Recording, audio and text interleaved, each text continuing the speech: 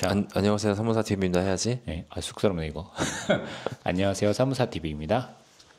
자, 이번에는 5월은 무슨 달이죠? 우리 시즌이지 종합소득세 신고. 맞아요.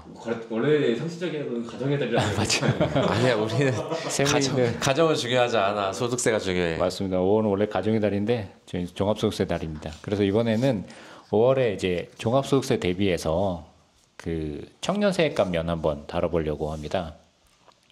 그 최근에 이제 비상주 오피스 사무실에 사업자 등록해놓고 청년세액 감면 많이 받았다가 뭐 추징됐다 그런 뉴스 사례 많이 봤을 건데요. 이런 경우에는 이제 사업자 등록은 천안이나 뭐 송도 이런 데 해놓고 실제 사업과 관련된 업무는 서울에서 하는 거예요. 그럴 경우에는 이 사람들이 사업자 등록 이렇게 해놨는데 구획세청 어떻게 알았을까 되게 많이 오해했을 것 같은데 실제로도 경우는 그 양도세 1세대 1주택이나 뭐 그런 거 할 때 국세청에서 이 사람이 실제 거주하는지 않은지 파악을 하는 게 있잖아요. 하지. 왜냐하면은 1세대 1주택이라고 해놓고서, 그러니까 1세대 1주택이라고 해놓고서 이제 본인이 다른 주택이 있고 그 주택이 구성원한테 있는데 같이 실제로 살고 있으면서 이 구성원을 딴 데다 내보내 놓은 거야. 주민등록으로. 그럴 때는 이제 그 국세청에서는 그 구성원이 어디로 이동했는지 교통카드 이동 내역이라는 거 지금 어디서 어디로 이동했는지 다 나오잖아. 그리고 어디에서 주로 신용카드 같은 것을 사용했는지 그럴까요? 그걸 보고 의심을 하면서 조사가 나오지. 그거랑 같은 결이라고 보면 돼. 네. 그래서 이제 아까 말씀하신 경환이 말씀한 것처럼 그렇게 그 이동통신 뭐 기록이라던가 교통카드, 신용카드 거래 요걸로 이제 주된 사업장 소재지가 어딘지를 파악하는 것 같더라고요. 그래서 이제 수도권 과밀 억제권형 밖에서만 사업장을 해놓고 감면받들은 아마 좀 노심초사했을 수도 있을 것 같은데요. 일단 청년세액 감면에서 제일 중요한 거는 창업이 뭔지 그거에 대해서 좀 말씀드려야 될 것 같아요. 창업이란 개인 사업자 같은 경우에는 사업자 등록일을 말하고 있고 법인 사업자 같은 경우에는 법인 설립 등기일을 창업일로 보고 있습니다. 그래서 이제 창업의 가장 중요한 요소 한 8가지 정도 말씀드리려고 합니다. 창업에 대해서 중요한 요소 8가지라고? 아닙니다. 창업 감면 세액 공제를 적용할 때 그러니까 창업 감면 세액 공제를 적용받고 싶으신 분들은 요 요건은 지켜주셔야 됩니다라는 거지. 맞습니다. 얘 국어 잘 못하는 것 같아. 형 참 이게 정리를 참 잘하는 것 같아요. 형 강의를 많이 해서 그런지. 그래서 이제 첫 번째 중요한 요소가 사업 양수, 퍼갈 양수도 이렇게 했을 때 말이에요. 기존의 사업장을 양수한 경우에 그걸 이제 창업으로 보지는 않습니다. 예를 들어서 명가통닭 서울역점을 하던 점주가 권리금이랑 시세를 그대로 포괄 양수를 했어요. 그건 창업으로 보지 않아요. 남들이 하던 거 물려받아갖고 난 창업자 새로 등록한다고 해도 창업으로 보지 않겠다. 할 거면은 네가 제로 베이스에서 처음 시작해라. 맞습니다. 그래서 사업자 등록 그 부분이 가장 중요하고 두 번째가 이제 사업종 업종 추가하는 게 있어요. 이것도 창업으로 보지 않습니다. 이것도 뭐 같은 결로 업종 추가는 네가 원래 하고 있던 일이 있는데 거기다가 업종 하나 추가한다고 해서 그건 창업이 아니다. 자 계속 쭉쭉 해. 내가 하나씩 정리해줄게. 그러니까 국어를 잘 못하는 것 같아. 이게 사업자 등록에 제조업이 있는데 내가 이거 전자상거래 한번 추가해볼까 해서 업종 추가로 전자상거래를 하시는 경우가 있어요. 그럴 경우에는 업종 추가를 하지 마시고 사업장으로 하나 내시는 게 좋습니다. 그래서 이거 같은 게 중요하고요. 또 이제 세 번째로 사업장 인수하는 조건이 있어요. 그러니까 기존의 설비를 70% 정도 부셨다가 나머지 30%는 투자했다. 그건 이제 신규 창업으로 봐줍니다. 이 부분은 조세특례제한법에 나와 있는 부분인데 아까 첫 번째 말씀드렸던 것처럼 모든 사업장을 인수를 한 거예요. 그건 창업으로 보지 않는데 70% 정도 갈아엎은 거는 창업으로 봐주는 거예요.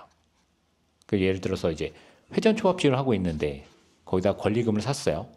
근데 기존 시설이 회전초밥집과 새로 하려는 내가 화로구이집이라고 본다면 회전초밥집에 있는 시설을 다 부셔야 되잖아요.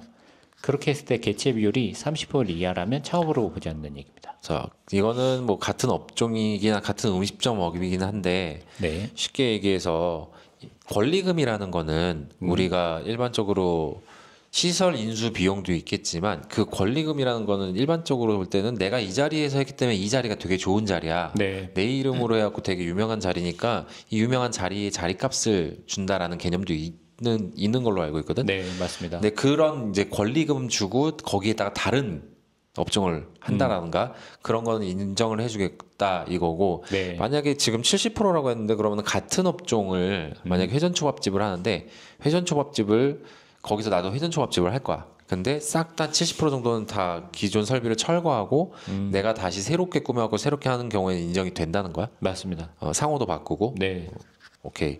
그렇게 정리하면 되겠네요. 맞습니다. 그래서 이런 업종 요건이 있고요. 그리고 이제 업종이 어떤 거 했느냐 그것도 좀 중요합니다. 어떤 뭐 예를 들어서 음식점, 제조업, 건설업 이런 업종인 경우에 창업세액 감면이 되고요. 그다음에 물류업, 운송업, 화물 중개업, 통신 판매업 이런 같은 전자상거래업도 가능하고요. 왜 저희 유튜버 하시는 분들이 영상물 제작을 업으로 하시는 분들이잖아요. 이런 분들 이제 정보통신업이 분류가 돼서 이분들도 감면 대상이 됩니다.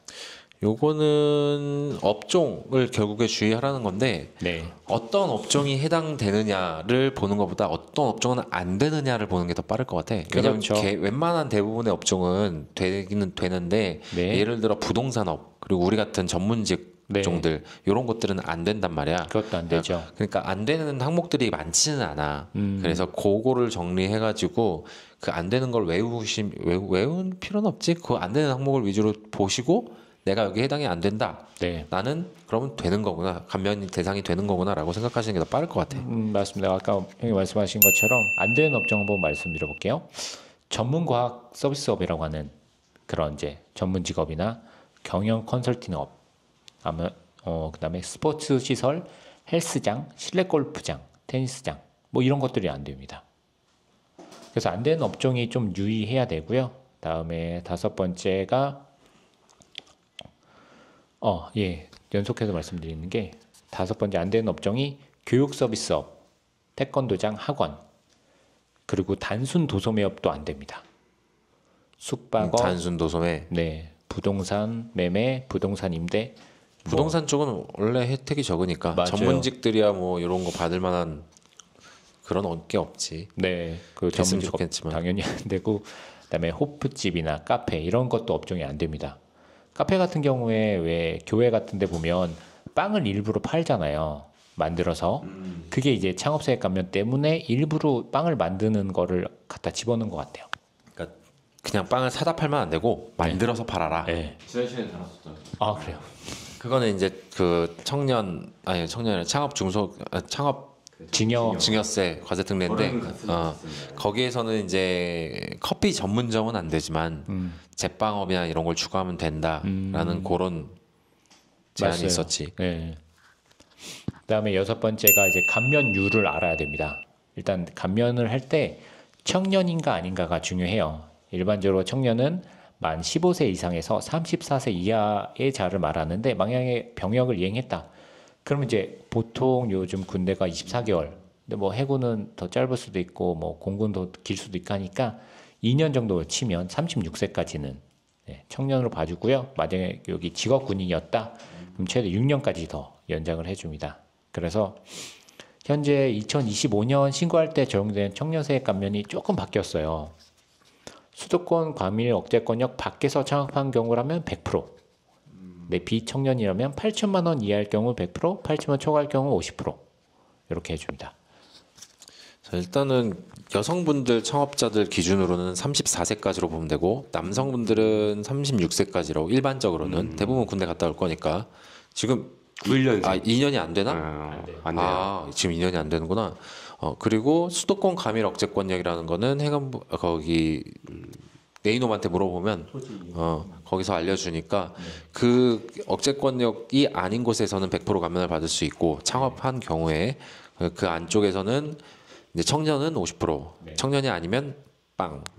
그렇게 정리를 하면 되겠네. 올해 25년 기준으로는 그럼 여자분들은 군대를 안 갔다 오신 분들은 91년생. 남자분들은 이제 군대를 갔다 왔으면 8, 9년생 정도가 이제 마지막 막차겠네. 그러면 안타깝게도 우리 3명은 다 이제 청년이 아니네. 그래서 어차피 우린 전문직이라 안 돼. 뭐 저희가 카페나 뭐 할 수도 있으니까. 카페 안 되는구나. 갑자기? 맞아요. 그다음에 일곱 번째로 이제 수도권 과밀 억제권역이 어디인가 살펴봐야 되는데 아까 이제 경환이 형 말씀처럼 인터넷에 네이놈으로 찾아보실 수도 있고 토지 이음이라는 사이트가 있습니다. 토지 이음. 네, 거기서 나의 이제 집원을 입력을 하시면 여기가 수도권 과밀 억제권역인지 아닌지 확실하게 나옵니다.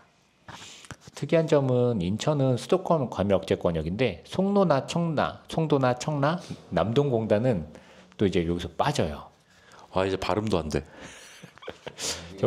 너무 그러지 마. 발음 어려운 거 맞아. 이게 맞았어. 발음이 원래 좀 어려워요. 그래서 제 개인적으로 이제 발음 연습하고 있지만 마지막 여덟 번째로 이것 좀 중요한데 개인 사업자가 수도권 과밀 억제권역 내에서 사업자 등록을 한 뒤에 수도권 과밀 억제권역 밖으로 법인 설립 시 창업이 될까요? 그러니까 한 번은 했어요. 수도권 과밀 억제권역 내에서 창업을 하고 밖에서 또 법인 설립을 했어요. 원 플러스 원인 건가? 같은 업종으로? 네. 개인 사업자 유지하면서 법인을 추가로 만든다는 얘기인가? 네. 근데 내 기억으로는 개인 사업자 하고 있다가 그걸 법인 전환했을 때는 창업으로 보지 않는다라고 기억을 하고 있거든. 맞습니다. 전환은 또 안 돼요. 근데 된다는 얘기가 있어요. 근데 저도 이제 좀 그럴 거면 법인 전환과 그 법령에 나와 있을 걸. 법인 전환은 네, 안 그 돼요. 하고 있던 사업을 법인 전환으로 포괄량수를 하든 법인 전환한 거는 창업에 해당하지 않는다라고 내가 봤던 기억이 나는데 법령이 맞습니다. 그렇게. 그 법인 전환은 안 되는데 법인 신규 설립은 또 신규 해준다는 설립은 또 얘기가 좀 다르긴 하지. 다른가요? 그러니까 아예 여기 있는 사업자는 냅두고 밖에서 새로운 법인을 차려가지고 이걸 인수시키는 게 아니라 그냥 새롭게 거래처를 트고 하는 거잖아. 물론 이제 편법은 많이 있겠지만 뭐 신규 설립은 어쨌든 법령에서 제한하고 있는 사안은 아니니까 네. 된다고 봐야 될 것 같은데 뭐 조사 나오면은 또 모르죠. 그래서 이런 경우에는 제 개인적으로는 한번 이제 종합소득세 신고를 하고 별도로 경정 청구로 이런 사례가 있었다면 하는 게 좋지 않나 생각이 들고요. 그래서 여러 가지 이제 창업이 뭔지 이런 특이한 사례가 여러 가지가 있기 때문에 일반적인 사례가 아닌 좀 특이한 사례, 수도권 과밀 억제권에서 한번 창업을 했다가 밖에서 법인 설립을 한다던가 하면 여기 권역 안에서 있다가 밖으로 갔다가 다시 안으로 갔다가 뭐 이런 사례가 많이 있을 거예요. 보통 이제 근데 그게 가능한 업종이라고 한다면 음식점업 같으면 좀 힘들지. 없죠. 어렵죠. 음식점업은 아예 지역이 이동돼 버리면은 말아먹을 수도 있는. 맞습니다. 근데 이런 거는 이제 뭐 정보통신업이라든가 아니면 도소매, 네. 단순 도소매 안 된다 그랬지. 뭐 안 됩니다. 미디어 뭐 이런 것들은 일부러 밖에다가 법인을 새로 설립해가지고 네. 뭐 절세를 놓을 수 있다면은 가능할 수도 있죠. 맞습니다. 뭐 지역하고 상관없는 업종들. 네, 그렇게 될 수 있습니다. 그래서 이번 시간에는 청년세액 감면 한번 알아봤습니다. 오늘은 여기까지. 오케이.